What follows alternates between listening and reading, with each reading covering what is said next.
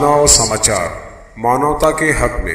इसमें ये दो लोग जो थे, मोहम्मद आमीन, मोहम्मद हसन, रहने वाला ये अहमद रजा कॉलोनी दरेगांव का था, कंप्यूटर ऑपरेटर था ये। और एक दूसरा शख्स था अतीक अहमद मोहम्मद याकूब, ये रहने वाला मर्चेंट नगर का था। एक्चुअल पुलिस रिपोर्ट के हिसाब से ये लोग एजेंट थे।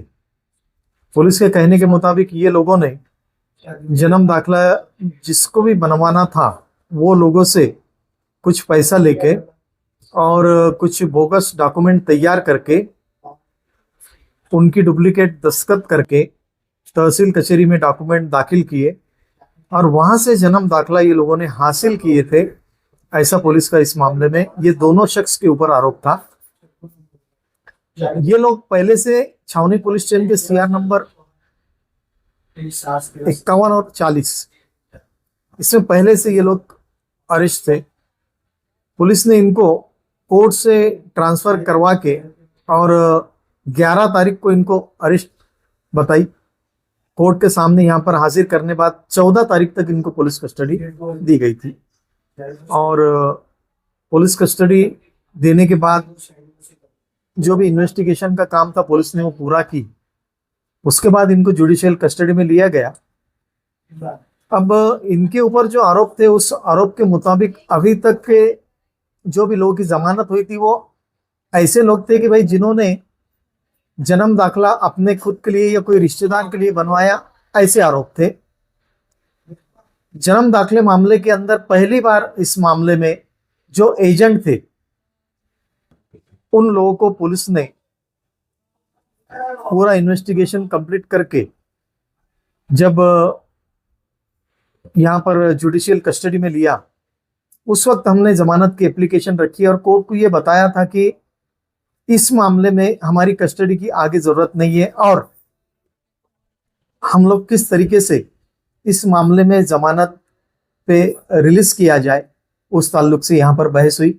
बेल एप्लीकेशन हमारा आने के बाद कोर्ट ने जो आयो थे इन्वेस्टिगेशन ऑफिसर उनका से मंगवाया, फिर सरकारी वकील का से मंगवाने के बाद कोर्ट के सामने बहस इस तरीके की हुई कि हमने ये बताया कि भाई हम इस मामले के अंदर हमारे ताल्लुक से कोई ऐसा एविडेंस नहीं है कि जिसके ताल्लुक से हमको इस मामले में जेल में रखा जाए। हमारे ताल्लुक से पुलिस ने जो भी इन्वेस्टिगेशन है वो कंप्लीट कर लिया है। पुलिस को हमने पुलिस कस्टडी में पूरा कोऑपरेट किया है और इसके अलावा आगे भी हम लोग जमानत पे छूटने के बाद पुलिस को कोऑपरेट करेंगे। कोर्ट ने दोनों पक्ष की बात सुनते हुए इनको 15,000 की बेल पे रिलीज करने का ऑर्डर दिया हुआ है। आज ही ऑर्डर हुआ और कोर्ट ने ये लोगों को 15,000 की जमानत के ऊपर आज रिलीज कर दिया सीआर नंबर 183 में। सर, जन्म दाखिला मामला शुरू होता है बांग्लादेशी रोहिंग्याई के नाम से, मगर इतने अरसे में कहीं भी जो है वो चीज़ साबित नहीं हो सकी और वो मामला जो है टाटा फिट हो गया। मगर उसके बावजूद भी करीब करीब 8 महीने से जो है तो खवातीन, एक स्टूडेंट और दीगर कई लोग जो है वो जेल की सोबतें झेल रहे हैं। क्या वजह है कि अब तक जो है उन लोगों की चार्जशीट फाइल होने के बाद भी अब तक उन लोगों की जो है वो जमानत नहीं हो पाई है? रुकावट कहाँ पर आ रही है? उनके ताल्लुक से हम लोगों ने बेल एप्लीकेशन कोर्ट में फाइल कर दिया है। बेल एप्लीकेशन फाइल करने के बाद में इन लोगों तरफ से हमने आर्गुमेंट भी कोर्ट के सामने हमारा कंप्लीट किया हुआ है। हमारा आर्गुमेंट होने के बाद इसमें जब सरकारी वकील का आर्गुमेंट और पुलिस ऑफिसर का जो भी कागजात वगैरह देखने की जो प्रोसीजर थी वो कोर्ट में चल रही है। अब हो रहा है ये कि भाई सरकारी वकील तरफ से इस मामले में बहुत सारे कागजात कोर्ट को बताए गए।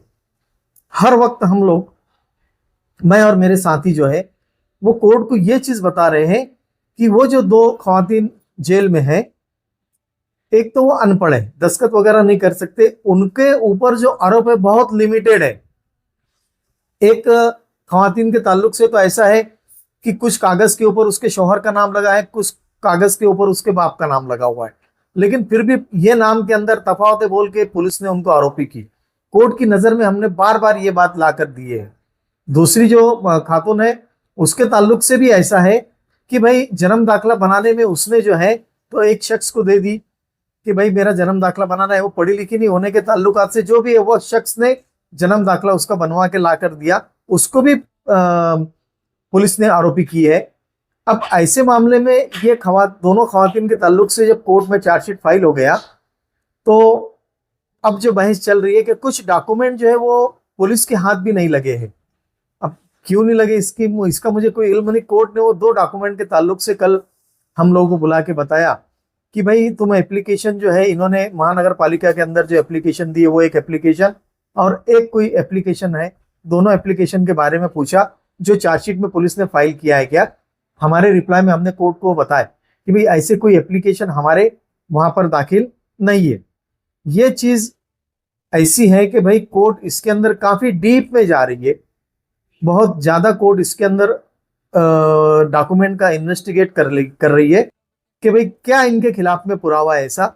लेकिन एक बात मैं आज बता रहा हूं आपको कि वो दोनों जो लेडीज अंदर है जेल में, उनकी जमानत इंशाल्लाह यही मालेगांव से हो जाएंगी ऐसी उम्मीद है।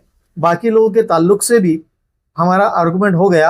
अब सरकारी वकील के जो आर्गुमेंट हुए हैं उसमें कोर्ट को जो चीजें हमसे पूछना है रिप्लाई में, वो चीज हमसे पूछ रही है, टाइम टू टाइम हम वो चीज का रिप्लाई दे रहे हैं।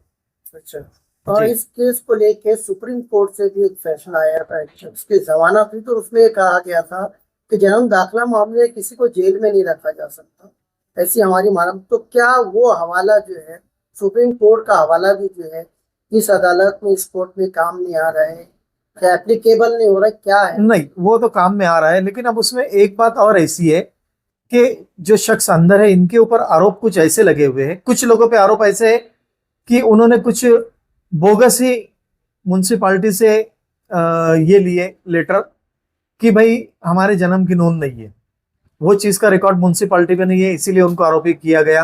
कुछ लोगों पे आरोप ऐसे है कि भाई जिसके नाम का तुम जन्म दाखला निकाल रहे उसकी कहीं से कहीं दस्तखत नहीं, एजेंट लोगों ने अपनी दस्तखत किए हुए हैं और उन एजेंट लोगों ने ही डुप्लीकेट दस्तखत करके मैटर जो है वो फाइल किए, ऐसे आरोप है। तो वो चीज और ये थोड़ा मामला और थोड़ा अलग इस तरीके से हो गया कि इसमें कुछ आरोप डुप्लीकेट पेपर बनाए इस तरीके से पुलिस ने लाई है। उसके अलावा कुछ लोगों के ऊपर ऐसे भी आरोप है कि ये लोगों ने म्युनिसिपालिटी के और तहसील कचहरी के कुछ अधिकारी को पैसा भी दिया ये जन्म दाखिले तैयार करने के लिए, ऐसे भी आरोप लगे हुए हैं। इसीलिए दोनों मामले कुछ अलग है, तकलीफ यहां पर आ रही है।